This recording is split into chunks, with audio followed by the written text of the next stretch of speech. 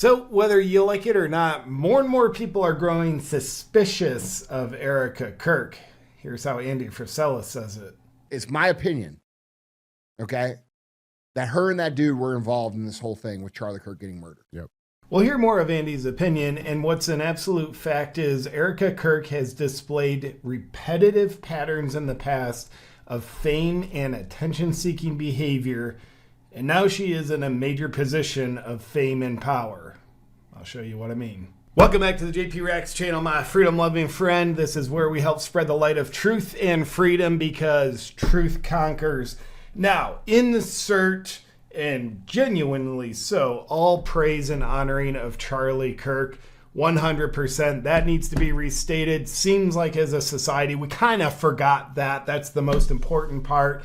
And what we won't stand for, however, is, well, you know, Erika Kirk, she's a grieving widow, so you can't ask questions that deserve to be asked. No, we don't play that game in my household where we can't talk about things because someone's feelings might get hurt. Because the truth is, sometimes people will play that card in order to hide things. We do truth-seeking in my household. Now, there's been some stuff come out about Erika Kirk, just blatantly factual stuff. An Amazing Race audition tape.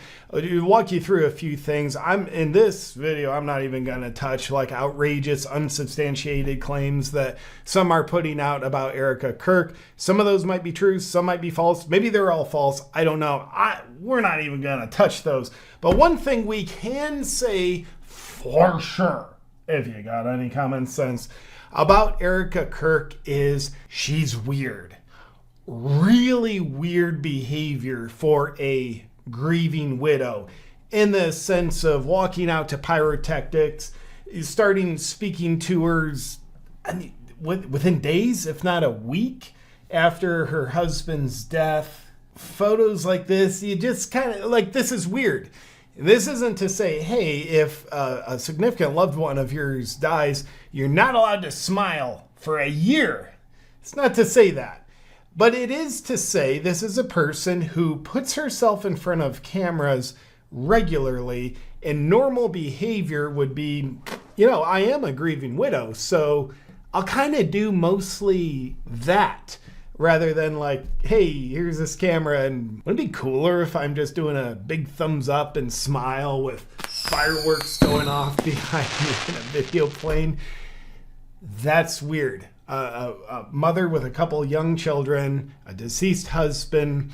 If I was that mother, and I'm not, but this is my reference point. If I was, I would want to do nothing but be with my children. Nothing else. You and that camera, piss off. Running a company, piss off. Well, it's for your husband's legacy. That's not untrue. But what's more true is these children are my husband's more important legacy. Taken out of context, people will think I'm sitting here saying my husband is first person Erika Kirk role-playing. Now, at the top of the video, I mentioned she has repetitive past patterns of fame and attention-seeking behavior. Abnormally so. Like, not like a child or a teenager or adult, like, yeah, I like attention, so I'm gonna whatever, try to get attention. Like, no, this, like, abnormally so. First thing to take a look at, and we'll go back to Andy Frisella's clips. This will fill in some of what he's talking about. Allegedly, she tried to have this scrubbed from the internet. That's strong alleged. I don't know for sure. Yet, it's just resurfaced where she's doing an audition tape for The Amazing Race with her ex-boyfriend, JT Massey. Take a quick look-ski. Really handsome. You look gorgeous. Are you fixing my... I got a little bacon. Babe, that's deep in there. Give them a cleavage. People want cleavage. Showcase it. Sex sells, babe. Sex sells. So that dude's her ex-boyfriend talking about, hey, sex sells. Some kind of loser stuff like, she's a Christian. She shouldn't say that. That's irrelevant to me. But the truth is, that's her boyfriend. Auditioning for The Amazing Race, a TV show. To me, that's the relevant part. Now, some people are criticizing her, like, you had a boyfriend before Charlie? Well, That's kind of normal behavior, except for this. What I'll say is when I lived out here, I was here for 5 years. I never dated here because I saw vicariously through my roommate how terrible it was. Somehow getting drinks was the replacement of having coffee and breakfast. I personally would rather have coffee or brunch with someone than go. I don't drink. I find it unproductive. Okay, well, she did say I didn't date anybody for 5 years while living out here in New York, and I don't drink. And here's her on a reality dating show, dating and drinking within that span of 5 years. So as you see, this is her on the dating reality show called Summer House, I believe it was. So dating is actually unusual for someone who said, I haven't dated. I mean, in the 5 years I've lived here in New York. This was in that span. I don't drink. You can see her drinking on this show. And we'll circle back to the significance of this show. However, I like to call balls and strikes. The Amazing Race boyfriend of hers, that's Erika Kirk's words. I didn't date for the 5 years I lived in New York. Now, she lived in Venice, California with that boyfriend of hers, JT Massey, on The Amazing Race. That's borderline, like right at the cusp of that 5 years before she allegedly moved to New York. I guess we'll just start using the term allegedly. But it's not only documented, like it's a TV show. Maybe she gets a pass with the ex-boyfriend, Cole, that falls outside of what you were saying is 5 years. But this is her literally dating and drinking. We'll check out just another short clip from the show. Hey, we'll get back to the video in just a second. But first, let me tell you about a game changer that I'm using.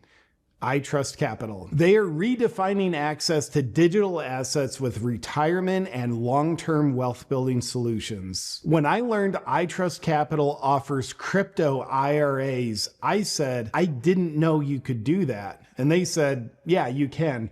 That's one of the reasons why we're here. So when I found out I could be holding my choice of crypto in an IRA account instead of US dollars that are constantly losing value, I immediately opened an IRA account with iTrustCapital. I transferred my existing IRA account at my bank into iTrustCapital, and their in-house US-based customer service was extremely helpful and made the whole thing easy. By the way, here is what really blew my mind. As you probably know, normally when you're trading crypto, there is a heavy tax burden on your gains. But when you're making trades in your iTrustCapital IRA account, there is no capital gains tax because it's done within your IRA account, which means your profits can keep working for you to build more wealth instead of being taken from you through taxes. And iTrustCapital also offers premium custody accounts for non-retirement crypto trading. They have institutional level security that protects you from the hacks, scams, and theft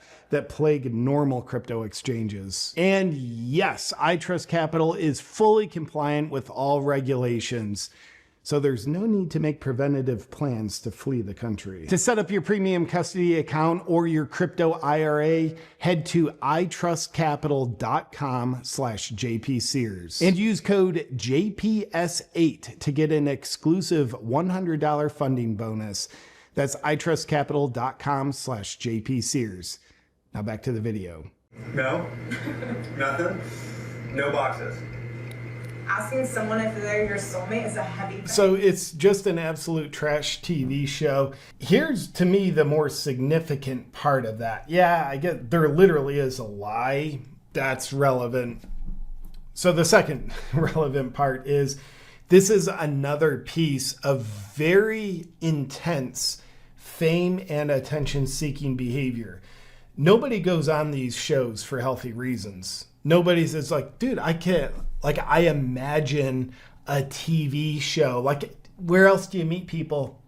Well, I guess I gotta work my way onto a reality dating TV show. Without a doubt, the worst place to meet people because people are motivated by the wrong reasons. They're seeking fame and attention. And I don't think she was different than anybody else. That is not a healthy psychology that drives someone to be on one of these shows. And it's a past pattern of hers. Not only did she make her way, again, attention, fame-seeking behavior, onto this summer house reality TV show, she also sent in the audition tape for The Amazing Race. Now, didn't make it on it. I guess she wasn't good enough. However, she wanted to be. You don't send in an audition tape because you don't want to be. Nobody goes on those shows for healthy reasons. 100%. Doesn't mean all people are scumbags. Doesn't necessarily mean any of them are, though some definitely are. It just means someone is driven by wanting attention and fame. It's the only reason someone would go on a trash reality TV show. There's going to be more attention-seeking behavior we'll see in just a moment. But then also on the, like, I didn't date anybody for, well, she did date other person. This guy, Cabot Phillips, he works with the Daily Wire. This was from, I believe, his Instagram account. The caption that you can't see here says, "Yes, we're that couple that paints together." Interesting. Cool. You did date some people, okay? And in the upcoming Andy Frisella clip that we'll watch, you'll hear him mention a guy. One of the guys he's talking about is Cabot Phillips, one of her ex-boyfriends. And he is now a speaker at Turning Point USA. Make it that whatever you want. There's her and their Amazing Race boyfriend, 2015. Pretty sure that did fall within the 5 years of before she met Charlie. She met Charlie in 2018. So yeah, in that TV clip where she said, "I didn't date anybody for 5 years living out here," like, yeah, this was within 5 years of that. The thesis is, it's weird behavior, isn't it? It's a lie. It's weird. Why are you lying about that? It makes people more suspicious. Now, are we proving that she's guilty of anything? No. To me, at most, proving that's weird behavior and some unnecessary lies.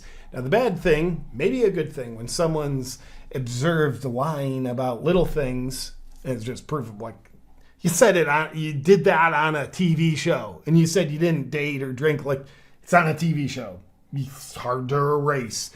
It makes you suspicious they might be lying about other things. But for me, the most interesting thing about all this is the overabundance of fame and attention-seeking behavior, trying to get on The Amazing Race, getting on Summer House reality dating TV show.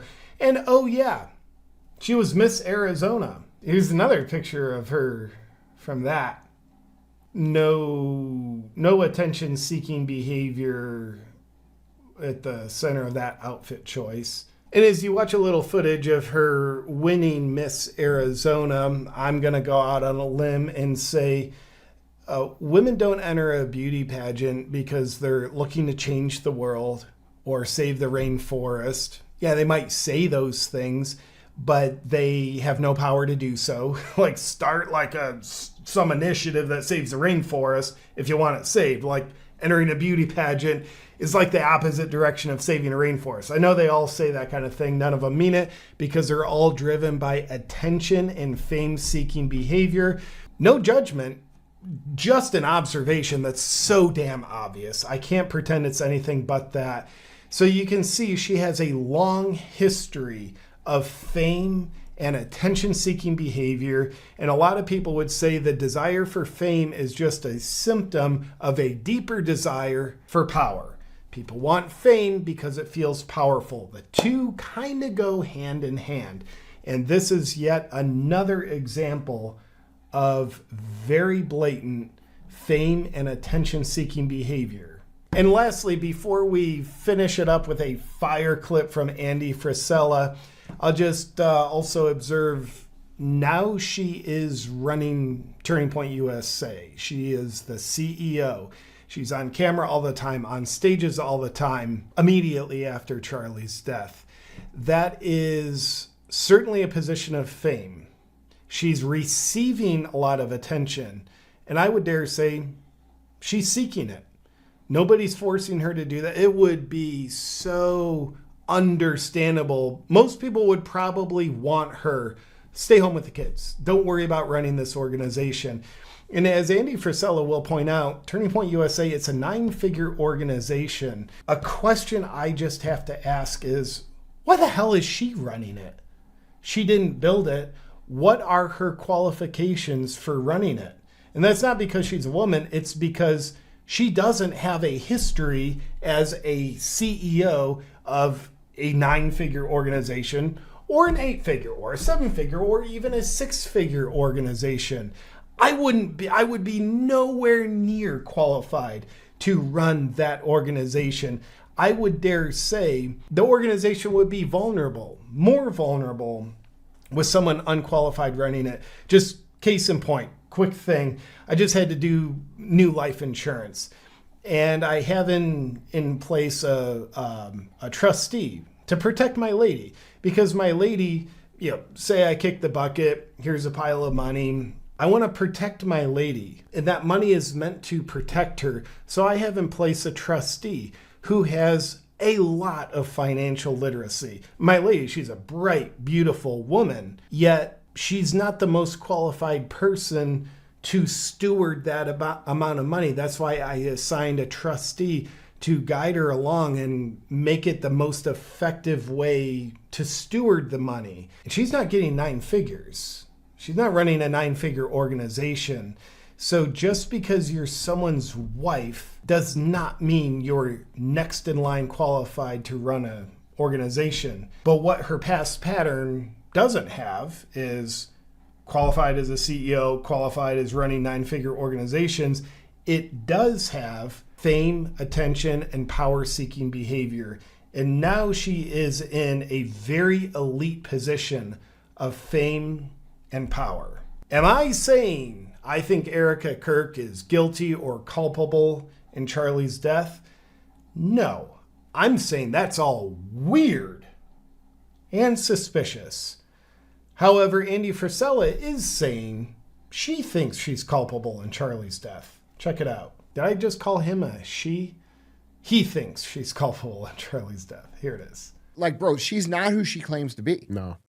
And the more time that goes by and the more that comes out and the more I watch her, just as somebody who is pretty familiar with human behavior, I don't claim to be a perfect expert, but she's full of shit. Oh, bro. Well, here's what I really appreciate about Andy Frisella. First off, I really admire the guy's mind. He is very bright, and he just calls balls and strikes. You can tell he applies approximately 0% effort to sugarcoating. Just very straightforward, which I appreciate. Here's more. I'm so past the point of just like, okay, well, let's give her some benefit of the doubt. No, listen, dude. There's no more benefit to the doubt. It is my opinion that her and that dude it's my opinion, okay, that her and that dude were involved in this whole thing with Charlie Kirk getting murdered. Yep. That's my opinion. I believe that dude he's referring to is Cabot Phillips, ex-boyfriend of Erika's, who is now, at the very least, a speaker for Turning Point USA. By the way, I'm not saying I believe that. I'm saying Andy believes that. You can tell he believes that because he just said that's what his opinion is. Could that opinion be wrong? Absolutely. Sure. But that is my opinion of what I see with my own eyes. Now, here's what else I appreciate about Andy as a person. At this point, I'm not commentating on the content. I'm commentating on the messenger of the content, Andy Frisella. There are some people out there, I won't name names, but if I was, I would definitely say Candace Owens. Her opinions come across, the way she presents them, they strike me as she's trying to present them as fact, rather than with a humbleness of this is my opinion, where a lot of the claims she makes, it's like, and you don't have evidence and you're claiming that as though it's fact. To me, I don't have time for that. I have time for a dude who will tell you what he thinks very bluntly, while also having the humbleness to, one, say, this is my opinion, and two, say, I could be wrong, yet not apologize for what he thinks. So this woman was tied up with this guy in Romania who's got these sex charges. Then you follow her through. She's allegedly in the CIA training video. Then, now there's this Amazing Race audition video that they did with this apparent ex-boyfriend of hers, which she denies. She tried to delete from the internet. Correct. Yeah. Who then they both worked their way into Turning Point. Right. Okay. And now all of a sudden, Charlie Kirk is dead. Right. And they're running the shit. Right. And by the way, this is a 9-figure organization. This Right.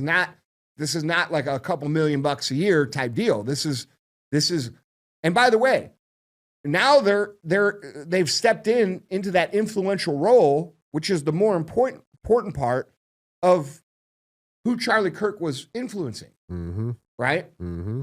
Dude, it's just, there's some evil shit going on. So here is my prediction. We will never have absolute clarity on this situation, the whole Charlie Kirk situation. I don't think anything about Erika Kirk or anything outside of the official narrative of Tyler Robinson, the trans, gay, furry, loving guy.